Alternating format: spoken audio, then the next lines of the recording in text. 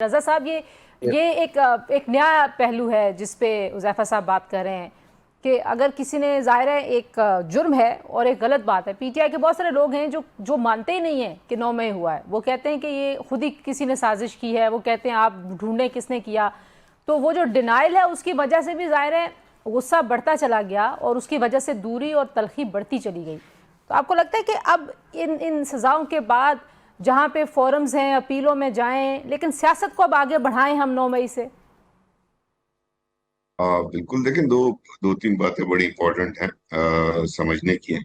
9 मई का दहशतगर्दी का वाकया हुआ, या तो हम कहते हैं 9 मई को कुछ भी नहीं हुआ था, सब एआई जनरेटेड थी और वो कॉन्कॉक्टेड थी और कैमरा ट्रिक थी और अदाकार थे वहाँ, तो ठीक है। तो 9 मई नहीं हुआ था। लेकिन चूंकि 9 मई हुआ और ना सिर्फ टीवी स्क्रीन पर हुआ बल्कि लोगों ने सड़कों पर देखा। मैं उस वक्त कराची में था।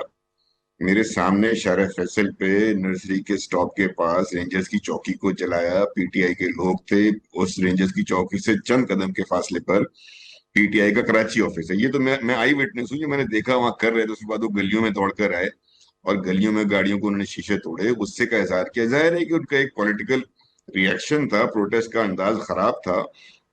और उन्होंने, जो उनको हिदायत मिली भी होगी शायद पहले से, गुमान यही है कि एक प्लान था, एक स्ट्रेटजी बनी हुई थी, इसलिए कि एक ही वक्त में पूरे पाकिस्तान के मुख्तलिफ शहरों में, बड़े शहरों में, छोटे शहरों में कैसे हो सकता है कि एक ही जगह वाकयात हो और एक ही इदारे के खिलाफ हो रहे हो। देखिए ना, कहीं अगर हाई कोर्ट चले गए होते मुजाहरा करने, सिटी कोर्ट चले गए होते, हुकूमत के डिस्ट्रिक्ट कोर्ट पास आ चले गए जाते, होते, वजीर पार्लियामेंट हाउस आ गए जाते। होते, हाँ, गवर्नर हाउस चले जाते, पार्लियामेंट चले जाते, असेंबली चले जाते, प्रेस क्लब चले जाते, जो जगह हैं, किसी शाहराह पे कर लेते, किसी मार्केट की जगह। ये सब वो जगह ना, जो सियासी जमातें जब अपना अपना मुतालबात करती हैं या जमहूरी हक प्रोटेस्ट का इस्तेमाल करती हैं तो इन जगहों पर जाती हैं।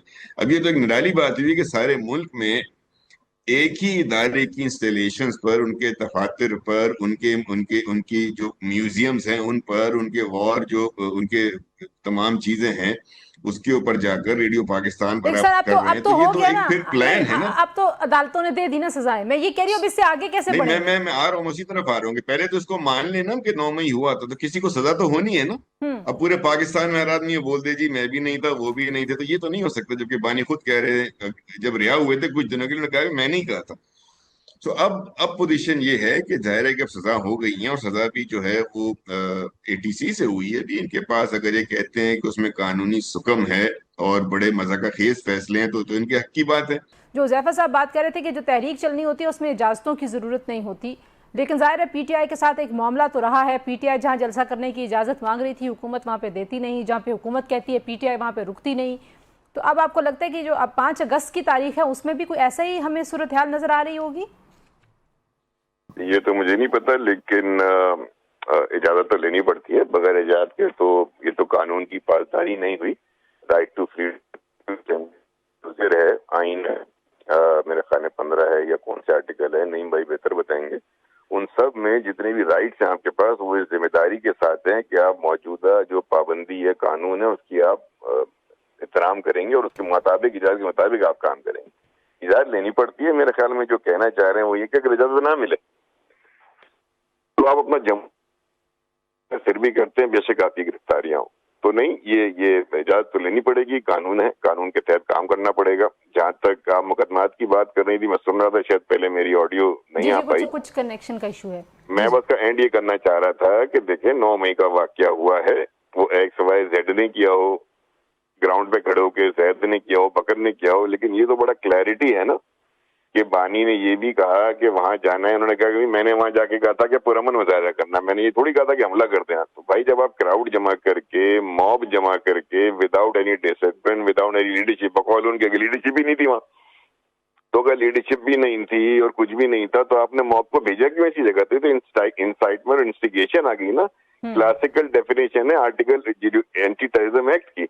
ये टेररिज्म इसी को तो कहते हैं, इंस्टिगेशन को भी कहते हैं, इंसाइटमेंट भी कहते हैं। और फिर प्रॉब्लम ये है कि आपकी इंस्टिगेशन, इंसाइटमेंट के बाद वो क्राइम कमिट हो गया, वो टेररिज्म का एक्ट कमिट हो गया।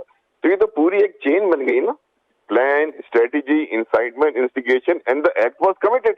हम सब ने टीवी पे भी देखा है और लोगों ने, जैसे मैंने अपनी मिसाल दे रहा था, मैंने तो खड़े होकर देखा। बिल्कुल ठीक बात तो वो चले आप इस बात से लास्ट पॉइंट, मकबूलियत से किसी को एतराज नहीं, लेकिन मकबूलियत जो है वो लाइसेंस या क्राइटेरिया नहीं है कि आपकी सजाएं माफ हो जाएं। रजा साहब आपसे भी आखिरी कमेंट ले लूं, तहरीक जो है वो चला पाएगी पीटीआई? ज़ाहिर है कि ये सवाल है, बहुत सारे लोग उठा रहे हैं, इतने केसेस हैं, हर शख्स पे केसेस हैं, बहुत सारे लोग जमानतों पर हैं, बहुत सारे लोग गिरफ्तार हैं, इमरान खान साहब खुद इतने अरसे से जेल में हैं, तो आपको लगता है कि पीटीआई जो है वो सही गिरा करती है कि हमें आपने बिल्कुल दीवार के साथ लगा दिया है, आप चाहते हैं कि अपोजिशन हो ही ना इस मुल्क में? तंजीला देखिए 5 अगस्त को ही पता चलेगा ना, कोई भी प्रेडिक्ट नहीं कर सकता अवामी तहरीकों को, और उससे ही आपको सपोर्ट का अंदाजा होता है। बहरहाल जो हालिया माजी है, चाहे वो नवंबर का हो, उससे पहले रेड लाइन का हो, डेड लाइन का हो, पता नहीं लॉन्ग मार्च का हो, वहाँ पीटीआई जो है अवामी जो है हिमायत के साथ कोई बड़ा शो करने में नाकाम रही है। जलसा कोई भी वजह हो सकती है, इन्हीं वजूहत की वजह से चलें कह लें, वो करने में नाकाम रही, खासतौर पे फिर पंजाब में या सिंध में या बलूचिस्तान में। ये केपी का सूबा जैन की हुकूमत है, वहाँ थोड़ी बहुत ही एक्टिविटीज करते हैं, तो ये देखेंगे 5 अगस्त को। ये तो मुझे नहीं पता, मैं प्रेडिक्ट तो नहीं कर सकता, अवामी तहरीकों का प्रेडिक्ट नहीं कर सकते। कुछ बातें मैं एक दो और कर लूँ अगर आपकी चाहे तो। सर आधे मिनट में, बस टाइम कम है, मैंने नईम साहब से भी एक कमेंट देना है। नहीं, मैं बस यही बात कहना चाह रहा हूँ कि हमारा जो गुफ्तगू होती है उसमें जब हम डिप्लोमेट की गुफ्तगू का जब हवाला देते हैं ना, तो बड़ा मुताहत होना चाहिए। उनकी गुफ्तगू जो है वो सीक्रेट होती है और वो कॉन्फिडेंशियल भी होती है, उनके मामला, और वो प्रोटेक्टेड वो कह रहे हैं हुज़ैफा साहब, नईम साहब को कह के मेरे पे केस नहीं, कर ऐसे नहीं होता।